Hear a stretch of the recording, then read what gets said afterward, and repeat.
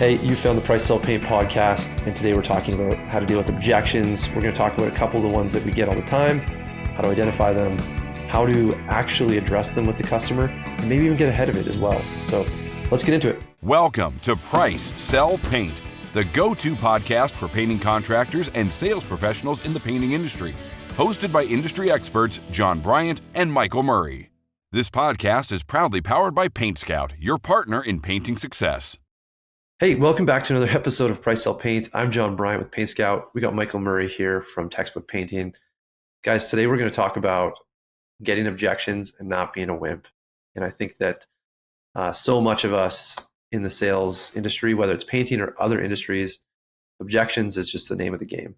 And I know from experience that that's hard. It's hard to get over that. And today we want to talk a little bit about how to identify them, how to address them, and then how to get over that experience of feeling anxiety about getting an objection. Yeah, I love it. I thought you invited me on just because you think I'm a wimp.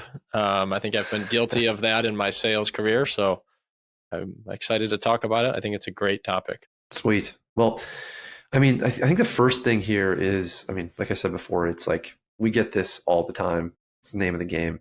And I think, the saying that I've heard before is that, really sales doesn't start until you hear an objection. And so I think a big part of, working with sales reps and even for myself is identifying what is an objection. Like when do we need to, open our ears, get that radar going a little bit that, hey, actually, I'm hearing something here that is trying to be a bit of a pushback and to say that this isn't the right fit. So, where do you feel like you hear this the most, Michael? Like as being in the paint industry, where do we see this? Yeah, I see this all the time, with our sales reps. This is, I think, one of the topics that we are most trying to train on, with all the different sales reps that we've had at Textbook over the years, and even the ones today, it's still, I would say, the topic that is the most in need of additional training, additional work. We're trying to balance this perception of, I want to be helpful. I want to be liked. I want to be pleasant when I'm at the prospect's house and I'm given my estimate. But we also have to be careful that we're not so far over on the pleasant, liked, and, all the things that we're over here in this friend zone and we're not, actually getting down to, we're here to make a sale. That this client this prospect, I should say, invited us over because they have a specific problem. And we need to figure out if we are the correct solution to solve their specific problem. And if we're not, then let's get to that point and not waste each other's time. And I think a lot of it really just comes back to a mindset of understanding, kind of what is your job and, how do I balance the being liked, but also needing to be a little bit direct and a little bit forceful, if you will, to get to some of these objections and not just kind of wimp out and follow up later or whatever. Yeah, exactly. I think a lot of the times, we talk about in our sales process that, you need to be okay with no. Mm-hmm. It's this weird feeling as a sales rep.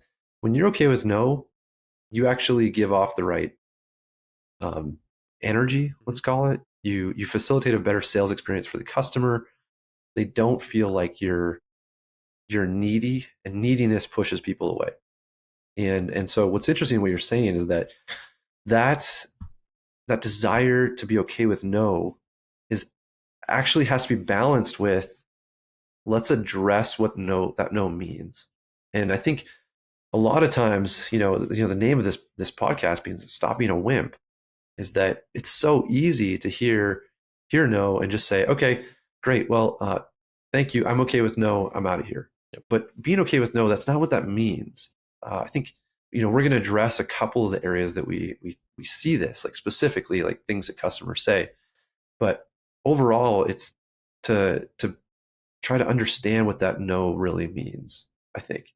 Would you agree or disagree with that? I agree. I want to elaborate on it though, because I do think that, part of being a wimp is hearing no and just accepting it. But I also think that part of being a wimp in this objection handling conversation also has to do with just avoiding objections and avoiding these actual sales conversations altogether.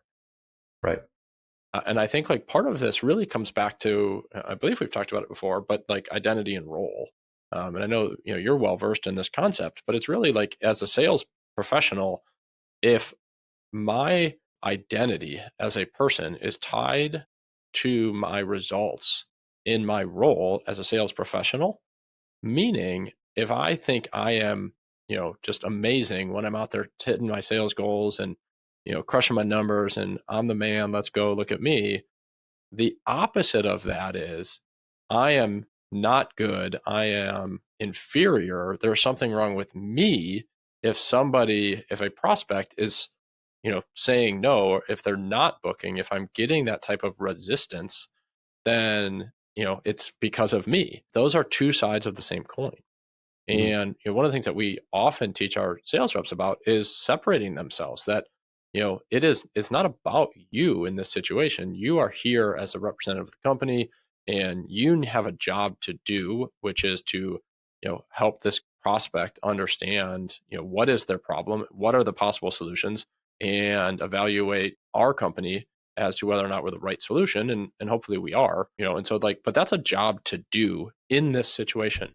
It does not define who you are as a person on a like much bigger level, because if it does, then what's going to end up happening is when it hurts my like ego to hear a no, the easiest thing to do is just to wimp out and avoid it. And yeah, just like let me know once you guys have made a decision. I'll send over the email with the quote, and hopefully I'll hear from you in the next few weeks or so. And that is just completely like wimpy behavior, trying to avoid having a maybe difficult conversation in person. Yeah, for sure. I mean, what's interesting is that when I started out, I was not good at sales. Like Yeah. hands down, I didn't understand it. I didn't understand what I was doing. I would show up, just talk a bunch, get a price, send it over. If I didn't hear back, I was like, well, I guess they didn't want to work with me. If I did hear back and it was a no, I'd say, oh, thanks for your time. And in order for me to develop that identity role, is that I actually developed what I think is a second identity. Your And alter so ego. I have an alter ego. I I like it. do. And people say, like, when they see that alter ego, they're like, if they know me and they see me selling, I'm in a different headspace. And it's a headspace where like I don't exist as the same person. This might sound strange to some people, but I am playing a role. I'm an actor. And that role that I'm playing, that performance is gonna be so excellent. Like sometimes I walk away being like, wow, bravo, great performance, alter ego John. Like sales John, you did great there. But it allows me to take that emotion out of it for myself. And that other identity that I have has some very unique characteristics, which is that like I am there to get the best solution for the customer. Mhm. I am there to facilitate like an amazing conversation. I'm there to address issues before they even arise. I'm confident, but I'm not cocky. Like these are some characteristics that I think are important that have led me to be able to be a successful participant in the sales experience. Like it's this weird little role play that we're doing. It's so funny how consistent that is amongst like every like customer salesperson scene Mhm. is very similar when you start to think of it that way. It's like this weird little like role play that we have where I'm entering the home as a salesperson, they are the customer, and go. Yep. And then there's like this end scene. And for me, that's been a helpful way of looking at it where I can actually, separate these things and know that I'm just playing a role here. That role is to get a yes or no as fast as possible, but also try to challenge that. So anyways, that's my experience. Yeah, no, for sure. I think that's, I would relate to that very similarly. I'm not a natural, I'm not the most direct person naturally and things like that. And so if I'm going to be successful in sales, that is definitely something I have to find, or, the role I need to play is somebody that is a little bit more direct, who's going to be willing to ask, some questions and have some conversations that might feel a little bit uncomfortable in the moment, but need to be had to help us, myself and this prospect, achieve the ultimate goal of like deciding, is this going to be an business opportunity or not, and let's not waste each other's time. And yeah, anyway, so I think that's what we're talking about today is Absolutely. how do we do that well? Yeah. And so like, I guess I'm glad you brought that up where it's like, hey, that's the start of it. Mm-hmm. But when you're in these conversations, like there's a bunch of moments that happen that are as much as it is a scene that we're playing out, the same word tracks or the same outs that the customer tries to get are very similar. Like these are not like I have never heard somebody come up with anything crazy. Have you? Like why they're not doing a job with you? I mean, what's the craziest answer you've I was just going to say, I think you and I have been doing this long enough to say that there's probably some crazy ones that we've heard. Nothing specific comes to mind. Yeah, I mean, they generally fall into the handful of buckets of, price too high, need to talk to my spouse, need to get more estimates, different things like that we might hear towards the end of a sales consultation. Yeah, I think I once heard someone say their brother just got out of prison and needed a job. And it was like, okay, that fits into the bucket of, I don't want to work with you because you're probably too expensive. but yeah. Hey, like, yeah. A lot of the objections, there's like different flavors, but they really are all the same thing. It's just somebody saying one thing, in a different way. Yeah, they really all boil down pretty simply. So, I mean, like some of the things that come to mind for me are like, and I think we're going to do some other episodes specifically on some of these just to help people out, but like, got to get more estimates, got to talk to a significant other. Someone else is going to do the work, friend, family member, somebody that isn't going to charge me any money. That one, for some reason, we've gotten a lot lately. And I'm always kind of like, really? You called a professional? Yeah, price is too high. We've done another episode on that. Mm-hmm. That's a really interesting one to check out as well. Not the right time. This one's kind of an interesting one because it's like, why did you call us? Obviously, there's like planning for the future and all that kind of thing. And what's funny is I've used all of these myself, and they've all been lies, Michael. For sure. Yeah. They're all straight up lies. And they're all lies typically that it's too expensive and I'm not comfortable telling you. Yeah. It's, maybe even said a different way though. Like I'm not seeing the value here, right? I think, sure. At the end of the day, right? Like as business owners, we're presented with sales pitches all the time. I mean, it's like, I just don't even want to have a cell phone anymore. I feel like I get spam calls all day long from stupid, whatever opportunities and different things and all this software emails I get that are going to solve all my problems with some new AI tool. I love that. Right. And it's, and then every once in a while you're like, oh, let's do it. And I get on the demo and then I'm like, yeah, no, this is way more expensive than it needs to be. And yeah. And I'll just say, yeah, I need some time to think about it. Exactly. Right. And exactly. This is the point I think that we'll end up hammering home here by the end of this episode is that like when you say that, have you had anybody respond in a way that you found has continued the conversation? Yeah. I mean, I think honestly, like the most direct sales reps are actually the ones I respect the most because it's like, you know what, you actually just saved me a lot of time and angst and anxiety, right? Like so let's, if I'm using that example and I say, like, thanks for your presentation today. This has been great. You're wonderful and smell lovely too. And I need some more time to think about it. That sales professional is like, oh, well, this sounds great. They think I'm lovely and I smell wonderful. They're I'm pretty close to booking this one. No, I'm for sure booking this one. Yeah, I'm for sure booking this one. They go and tell their sales manager. Put it as a win. Yeah, book it in the schedule. Right, we've heard that. And as soon as I get off the phone or off the call or get done with the meeting or whatever it is, I'm like on to the next thing. I'm not even thinking about it anymore. Like I've already generally made my decision in that moment. But then they're going to even a decent sales rep will reach out at some point in the future. Most of them don't schedule a next step. And so they'll reach out and, hey, just checking in. Wanted to see where you're at. Such wimp language. Hope you're doing well. Just checking in. We're ready to move forward. And it's so like non-direct. And what it's causing me though is now as like the prospect, I've got to like, oh man, I probably should I owe this person a call back. Like I want to be a decent human here, but I don't really want to get like, I don't like having confrontation if I can avoid it. So it's like, now we're both feeling like this stress and anxiety. Back to your question, like what's the best way that I've heard somebody handle that is just to say like, do you really need more time in this situation? Or is there something about what we've talked about today that you don't feel comfortable moving forward with? Mm-hmm. Or even giving like the options. Typically, when somebody says that they need more time, what they're really doing is saying that they don't feel comfortable with the price, or there's something about what I've just talked about that they don't think is the right solution. Yeah. So if they're talking to me, right, they would say, okay, so Michael, which one is it? Are you not comfortable with the price, or is there something about what we've just talked about that you don't feel is the right solution? And or at least now we're starting to have a conversation, Mm-hmm. and we can isolate that. That sales rep can now isolate my objection, and I might say, well, to be honest with you, I really don't think this is going to be a good solution for us. And now we can have a conversation as to about why. Absolutely. So my training in sales has all been about getting ahead of those questions, right? Like trying to address some of this stuff before it even comes up. Okay. Talk more about that. Well, yeah, How might like I we do like that? to.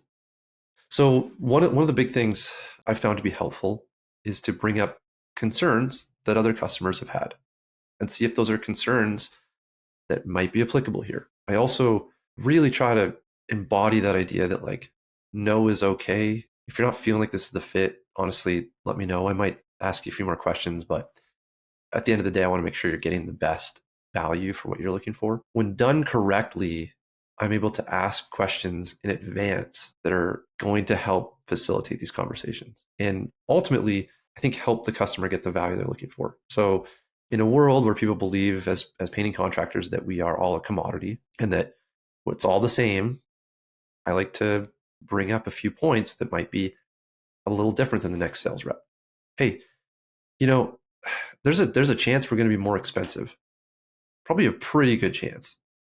Is that a barrier in your mind to moving forward? Because if it is, I get it. And maybe we can craft something that's within your budget. But I don't want to get to the end of this and find out that budget is a restrictive element for you. Because I think that's going to be hard for both of our time. And said in other words, for sure, but like I am still addressing that point up front. Is there anybody else that's involved in this decision? Or is this, something you feel like we can decide to move forward with today or not? Like these kind of questions actually help address what are going to be potential outs later on and actually help the customer too. I think if people are asking me those questions, I know we're starting to have a real authentic conversation about whether business is possible, right? Like, For hey, sure. my price is here's a rough price. It's gonna be between $4,000 and $6,000. Are we good dance partners here? Like, I don't even know. And if they're like, oh, well, I was thinking more, it's two. It's like, hey, I totally get that. There's probably a different option available for you. And I could craft something that would fit into that, but I don't know if you're going to be happy, right? Like that's an interesting discussion. Yeah, for sure. I think, if we go to the idea of somebody, so what I hear you saying, what I really like is that like objections shouldn't be thought of as like at the end. There probably are some objections at the end of a, sales consultation interaction, perhaps. But to your point is like, let's find some of those objections. I'm almost have this like visual of just like, we're going down a path, right? As a like, this sales conversation. And as we go, we need to like stop and like kind of check in and make sure like, does it make sense to keep continuing here? Mm-hmm. Is a good visual. The visual that we'd like to teach our sales team here is while we're at a sales presentation is like this path is filled with stoplights, red light, yellow light, green light. And if in the entire conversation, all you had were green light conversations, that's a problem because we never got to have the real conversations that are those yellow and red lights, right? We need to have the customer like feel that tension with the customer. A red conversation is one where like, whoa, we went too far here. Like I actually pushed a little bit too much and I was too direct and the customer is now like headed towards the not liking me thought in their mind, where in yellow is kind of in between where they're just like, oh, that was a pretty direct question, but okay, like I can get it, I can get on board a little bit with some directness here and, cut to the chase kind of mentality. Where green is just these like super fluff, like, oh my gosh, like tell me more about your dog and this is so wonderful. And what's your favorite color? Okay, great. Well, I'll go ahead and give you the price and I'll email that to you later. And they come back to the office just like, oh, it was such a great conversation. And, no sweat. It was easy and they loved me and I smelled great or whatever. And it's just like, no, like that was not a sales conversation. That was, Right. I don't know what that was. And it's like, go back and have some real conversations as to like, why would this person not go with us? Mm-hmm. And if we don't know that at the end of the appointment as to like, what is the reason, if they do not move forward, what's the real reason? And I think too often our sales reps come back and they're like, yeah, it went great. I'm going to call them next week. And, sounds like they're going to book with us. I'm like, okay, great. If they don't book, why? I don't really know. Probably just because of price, I guess. Well, it's like, no, that's not really because of price, even if that's what most people say. Mm-hmm. And like, did we talk about price? Did we have a conversation about their budget? Is this within their budget? Is that less than they were expecting? Have they, is there other people that they need to talk to? Does it fit their timeline and their schedule? What is it? And it's like, well, I didn't really talk about those things. Well, now they're going to have those conversations, internally, right, with their significant other or just kind of in their own head. And you're not going to get to be any part of that, which is the major problem. For sure. So say you're going through a home visit with somebody and you say, hey, do you want to progress? And they say, well, I got to talk to a significant other. I got to get more estimates. Where does your brain go immediately on that? Well, I mean, the easy thing is like, damn it, there's something I didn't do very well leading up to this point. Yeah. I could have avoided this almost like trap door that the customer now has me standing over top of. Because I think you said this earlier, that it's just like, that's an out. That is an easy out for the client of like, end of conversation. There's really not much more to talk about here. You can leave now. I have everything I want because you just gave me my quote. So that's the first thing. I think the second, so then it gets to like, okay, well, we ended up where we didn't want to end up. How do we handle that going? Like, how do we go forward from here? You're standing on the trap door. Now you're like, okay. Yeah, this is bad. This is bad. Damn it. Here again. Because it's very common. I would say it's probably like the most common end of an appointment. Which one of those, like the talk to a significant other or the get more estimates? I guess I'm kind of lumping them together because I do think they're somewhat similar. Yeah, I don't know. I guess probably the get more estimates is more common, but I feel like guessing. I mean, they're both pretty darn common. Yeah. So, let's just go to how would I handle or how would I teach somebody to handle? Because, right, I don't always do this as well as I should, going back to the conversation we had a few minutes ago. But I would say if somebody says, like, I need to get more estimates, the first thing a good sales rep should ask is, something along the lines of, first of all, like, I completely get it. It makes a lot of sense to make sure you're making a really good decision for what's best for your needs, your budget, and things like that. And then I would ask, like, what specifically from what I've shown you today does not meet your needs? What are you hoping to find as a better solution with other quotes? Mm-hmm. And just shut up and listen. Yeah.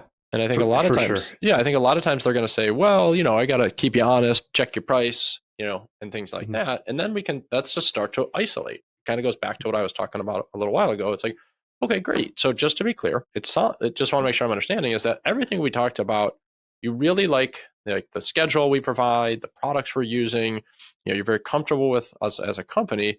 Am I correct in understanding that right now it really just comes down to is like the price? Is this price more than what you are comfortable spending, you had budgeted for? Like, talk a little bit about that. And now we can at least start to isolate that objection. We can have that conversation. And the customer would say, well, yeah, to be honest, I wasn't expecting this to cost this much money, which is why I'm probably going to, hopefully get another quote or whatever. And she's like, okay, great. Well, what were you expecting? And now we can get back to, and you mentioned this before, but maybe we can craft a different quote. Okay, great. I can, my quote's $6,000. You were expecting it to be closer to $3,000. Like, all right, there's no way that I can give you the exact project that I just quoted for $6,000 at $3,000 without, sacrificing a lot. I think Mr. Customer, Mrs. Customer, you wouldn't want me to try to get our guys to paint twice as fast to make that work. That would be bad. But what we might be able to do is talk about some of the scope of work here. I know originally you said you wanted to get all the rooms painted, but as we walked around, we saw that there's some of these rooms weren't really all that in need. And you mentioned maybe that guest bedroom hardly ever gets used. would it be okay if I just spent a few minutes here and changed a few things on the quote to see if I can't get you closer to that price that you just talked about? Exactly. Yeah, I call it, we can always price engineer something for you. Let's not let price be the barrier to having a conversation about the job. I'm always trying to jump out ahead of these things. A lot of my sales process and what I train is like getting ahead of this stuff. So I almost make assumptions. Like I like to bring it up. Like before I even say like, do you want to move forward? I've already said things like, I'm going to assume because, I've purchased things before too that we're probably getting a couple estimates here. Is that true? Mm-hmm. And the customer's going to say, yeah, actually we are. Say, hey, that's great. Because I don't think you should proceed with this job without doing that. Is there any differences that you're hoping, like, is there anything that you're hoping will stand out between the companies you're getting estimates from? And now we're having a conversation about value. So I love to do that. Like when I'm price banding, I like to say like, is that within the range that you'd consider working with us at? And then if they say, yeah, by this point, I've already probably got my price through Paint Scout. I roughly know what I'm talking about. I say, well, your price is actually more or less here. Are you comfortable with moving forward today? And then I just stop. And then those resistance points, hopefully I've tackled a bunch of them previously. And they might say, no, I have to talk to a significant other. That's the one I get the most. Mm-hmm. In which case, then I'm setting a follow-up time. I'm asking them if there's any other concerns they have. Because usually when I hear that, the way I was trained was to say, hey, totally understand that. That's valid. Usually when I hear that, though, there's some issue to do with the price. Is that the case here? And hopefully the rest of the conversation I've had previously allows us to feel like we can have that conversation to say, oh, no, it's not actually about price. We always do this. It's the process we do in our home. Yep. I don't feel comfortable moving forward without that. Sure. I say, hey, that's great. Love to hear that. I've got a space at 2:00 on Tuesday next week. Can we talk then? Yep. And so like, I'm layering that, but I understand like we've talked about before already, like these resistance points are pretty much predictable. I think I love what you just described, and I think there's a lot of good word tracks there. I think another one that I've liked to use in the past for the talk with my spouse is to just ask the person I'm sitting with, what type of questions or concerns do you think your spouse is going to have when you guys sit down and talk about this?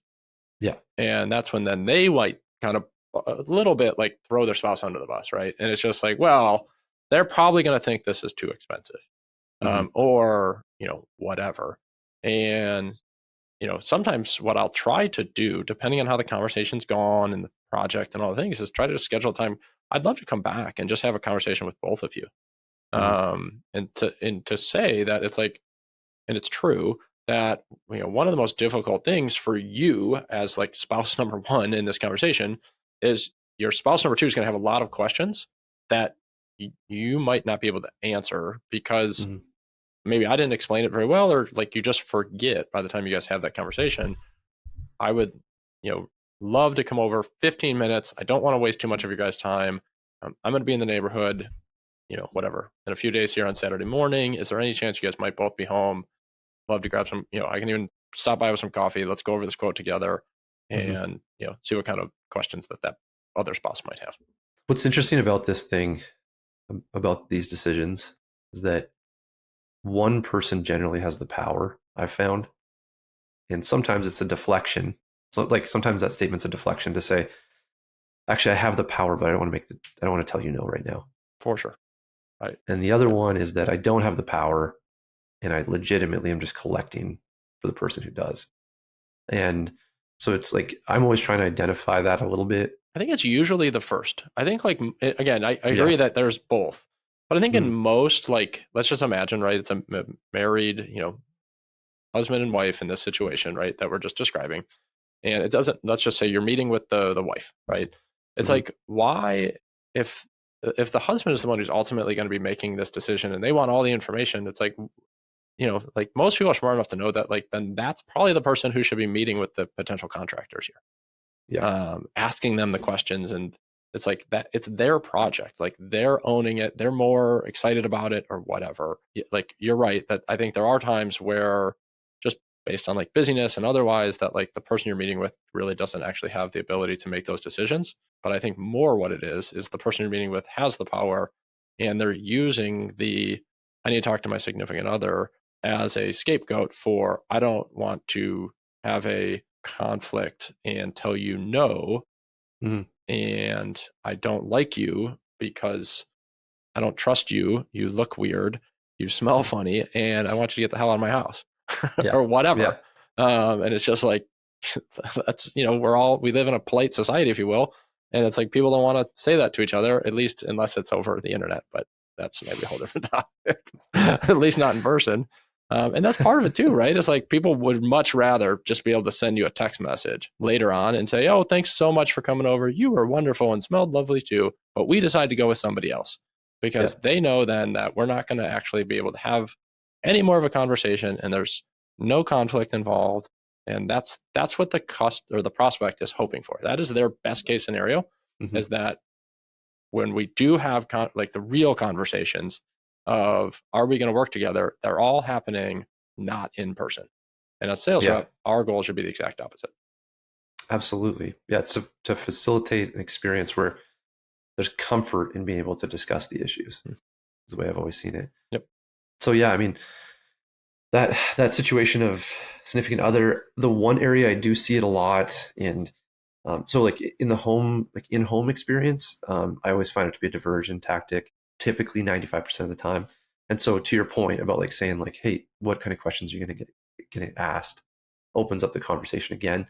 Mm. And in a lot of ways, when we're dealing with objections, it's all about opening the conversation again. I think it's important. But the area where I'd love to get your opinion on this, but I haven't figured it out, has been commercial. And commercial, typically you're meeting with somebody who is not the decision maker. In fact, it might be a group of decision makers. They're collecting information for that group. I've always struggled to get through that. It's hard to have a legitimate conversation. Any thoughts there? Yeah, I mean, so to be clear, I've talked about on the podcast before, like we don't do a ton of commercial work. So I don't want to like pretend to be the expert that I'm not when it comes to this situation. But I do think that at the end of the day, like, B2B, B2C, it's really like P2P. It's person to person. We're having conversations with people. And yes, there are nuances to how decisions are made. I think whether it's a, like married household and we've got two decision makers, or it's a large commercial or HOA or something like that where we've got a board involved and things. I think one of the things that I'm always trying to do, if I can't get all the decision makers to be part of the conversation, which is going to be very difficult in this commercial setting, is I need to make sure that this person's going to at least be my advocate. That like I want to walk away with the understanding that like, am I your choice? Like I realize that you can't make the ultimate choice individually, but if you could, would we be working together? And if Mhm. the answer is, well, I'm not so sure, I need to get more quotes, or right, we're back into that list, then it's like, great, let's talk about that. And I'm just going to really focus in on that one person. And have I shown them everything that they need to know that we are the right fit, hoping that they're going to then go and have the conversation with the group advocating on my behalf, that Mhm. this is the one. They seem the most professional. Their quote was really clear. They gave us a really good price, and I love how they answered all my questions or whatever it might have been. That's my goal in that type of a situation. Yeah, I agree with that. I think we've even gone one step further in our thinking of this sales process a little bit, especially when it's commercial or like that person to person sale. And we do this for residential as well, but commercial is a little bit more. We want to include some of those objections on our proposal. And so in Paint Scout, we've got the Paint Scout presentations. Those get delivered to the customer, and there's a chance to reiterate some of those value points that might be sticking points for a commercial contractor. Yep. So how do we handle these types of things? Why might it be a little more expensive? Why is it worth considering that? One more quick question for you Yeah. before we wrap this up Hmm. is, so we're talking right now about like multiple decision makers. Hmm. I think, we've heard a lot of other companies in other industries will do what they, basically it's like a one leg or a two leg appointment is what I've heard this called, where they won't go on estimates or quotes if only one, let's go back to this residential, if only one spouse in this like married household is going to be able to be there for the visit. Hmm. Where do you come out? Where does your company come out on that?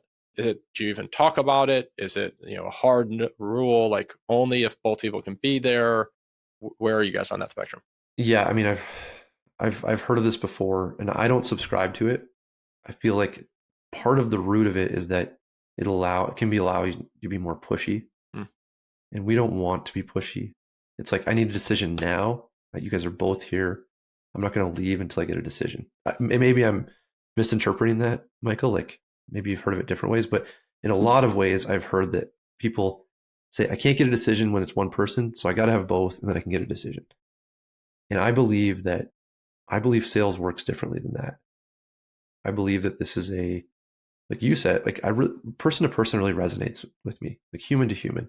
If you do the process correctly, if you help address the concerns that might already be there that we're so uncomfortable to address, like price, timeline, going with other contractors, just these are things that people might say no. You can facilitate a good enough sales experience where it doesn't matter if there's two people there.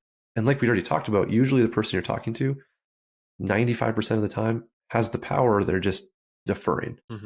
I don't know. I've never subscribed to that. Also because I feel like it's always going to be after hours, and we hate doing estimates after like evenings and weekends.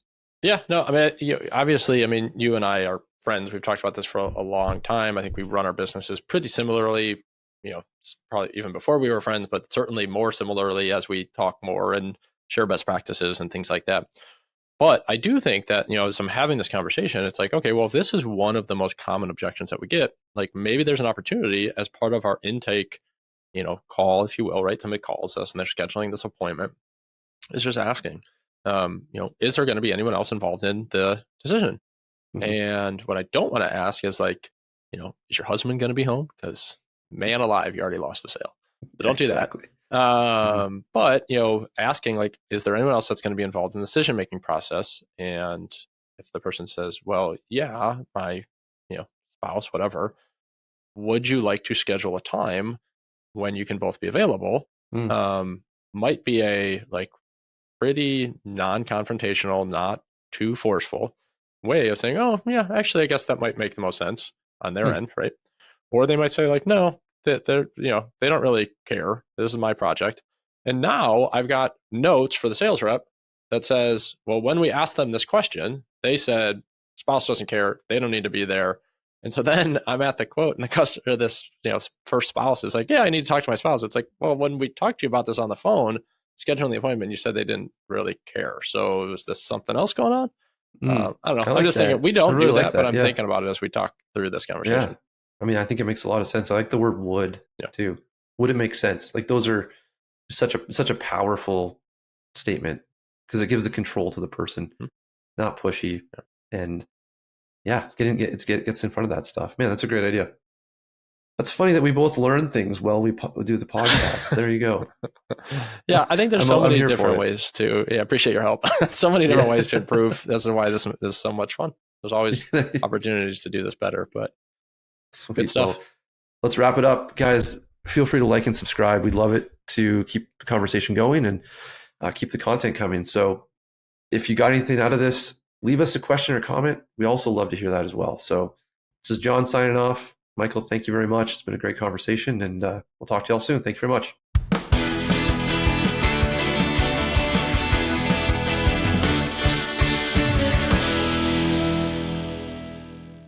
This podcast is proudly powered by Paint Scout, your partner in painting success.